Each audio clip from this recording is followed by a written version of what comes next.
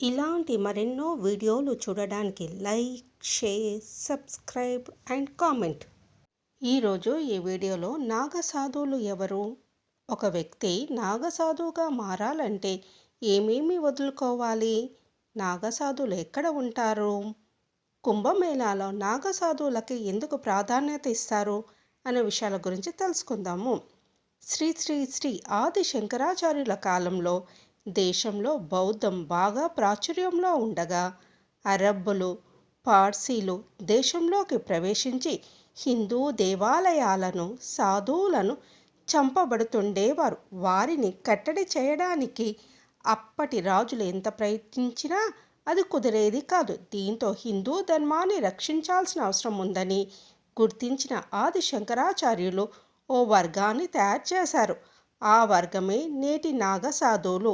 మంత్రాలకు చింతకాయలు రాలనట్లే శాపాలు, ఆర్ధనాదాల వల్ల హిందూ ధర్మం నిలబడలేదని, దాన్ని నిలబెట్టాల్సిన ధర్మం నాగసాధువులకు అప్పగించారు.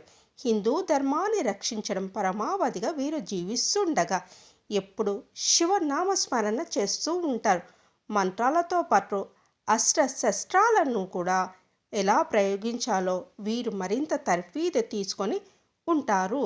నాడు హిందూ దేవాలయం మీద జరిగే దాడిని వీరు క్రమక్రమంగా అడ్డుకుంటూ వచ్చారు. ఒకానొక సమయంలో అరబ్బుల దాడిల నుండి తమను కాపాడమని నాటి రాజులు నాగసాధువులను వేడుకునేవారు.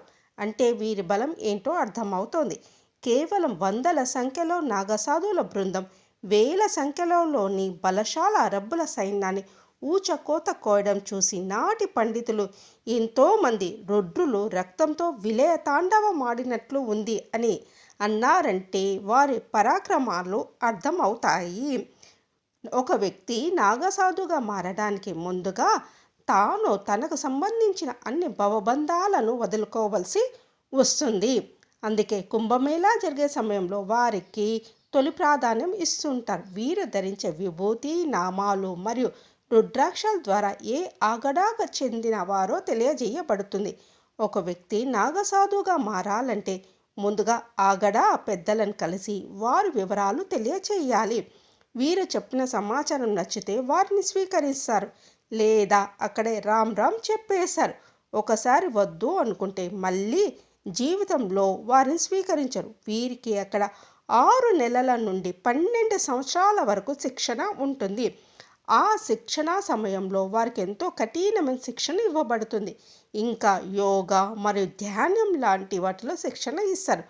మన మహర్షులు తపస్సు అనే పేరుతో వీటితోనే ఎన్నో అద్భుతమైన ఫలితాలు పొందేవారు.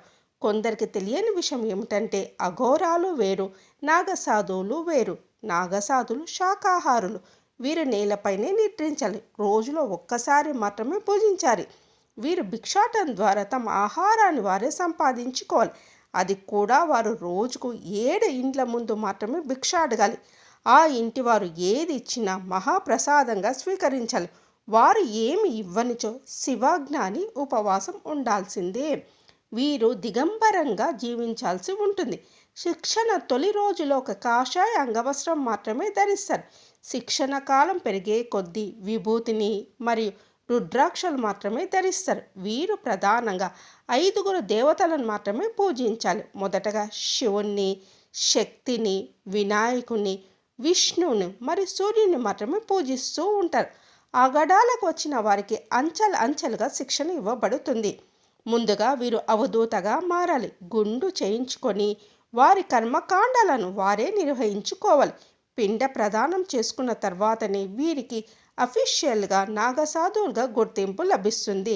ఇక్కడ శిక్షణ కాలంతో పాటు వారి హోదా పెరుగుతూ వస్తుంది. మొదటగా నాగసాధువుగా, తర్వాత మహంతగా, ఆ తర్వాత శ్రీ మహంతగా, తర్వాత జేతియా మహంతగా, తర్వాత పీఠ మహంతగా, తర్వాత దిగంబర శ్రీగా, తర్వాత మహామండలేశ్వరునిగా, చివరగా ఆచార్య మండలేశ్వరుడిగా పదవులను అలంకరిస్తారు. చివరి వరకు వెళ్ళలేని వారు వారి వారి స్థాయిల్లో స్థిరపడిపోతూ ఉంటారు. వీరు హిందూ పరిరక్షణ కొరకు ప్రాణాలను ఇవ్వడానికైనా తీయడానికైనా సిద్ధంగా ఉంటారు. ఇక్కడ మరో విషయం ఏమిటంటే ఆచార్య మండలేశ్వరుగా మారిన వారికి చావు పుట్టుకలను శాసించే శక్తి ఉంటుంది. వీరు ఎంత కాలమైన నిద్ర మరియు ఆహారాలను లేకుండా జీవించగలరు. వీరు మనుషులకు కనిపించేందుకు ఇష్టపడరు. హిమాలయాల నడుమ కొండ గృహాలలో నివాసాలు ఏర్పాటు చేసుకొని నివసిస్తూ ఉంటారు. కొన్ని సందర్భాల్లో మాత్రమే సూక్ష్మ రూపులుగా దేశం నలుమూలలా సంచరిస్తూ ఉంటారు. ధర్మ పరిరక్షణ గాడి పడిన రోజున కాలరుడ్డులుగా మారుతుంటారు. శిక్షణలో ఉన్న నాగసాధువులను మనము కాశీ, హరిద్వారాలో చూడవచ్చును. కుంభమేళాలో ఎలా కనిపిస్తారో తెలుసుకుందాం. నాగసాధువులు కుంభమేళా జరిగే సమయంలో తప్ప ఎప్పుడూ కనిపించరు. సాధారణంగా హిమాలయాల్లో ఉండే నాగసాధువులు కుంభమేళా సమయంలో మాత్రం అక్కడికి చేరుకుంటారు. అయితే హిమాలయాల నుండి ఎన్ని వేల కిలోమీటర్ల దూరం ఉన్నా మధ్యలో ఎక్కడా వీరు తారసపడరు. కుంభమేళా ప్రారంభంలో వీరు పవిత్ర స్నానాలు పుణ్య జలాలకు మరింత పుణ్యాన్ని ఆపాదిస్తాయని చాలామంది నమ్మకము. పురుషుల్లాగే స్త్రీలు కూడా నాగసాధువులుగా మారతారు. అందుకోసం వాళ్ళు కొన్ని కఠినమైన పరీక్షలను ఎదుర్కొనవలసి ఉంటుంది. అయితే మహిళా సాధువులు కొన్ని విషయాల్లో పురుష నాగసాధువుల కంటే భిన్నంగా ఉంటారు. పురుషుల మాదిరిగానే మహిళా నాగసాధువుల జీవితం పూర్తిగా దేవునికి అంకితం చేయబడుతుంది. రోజు పూజతో ప్రారంభమై పూజతో ముగుస్తుంది.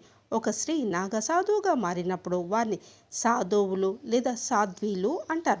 ఆమెను తల్లి అని పిలవడం ప్రారంభిస్తారు.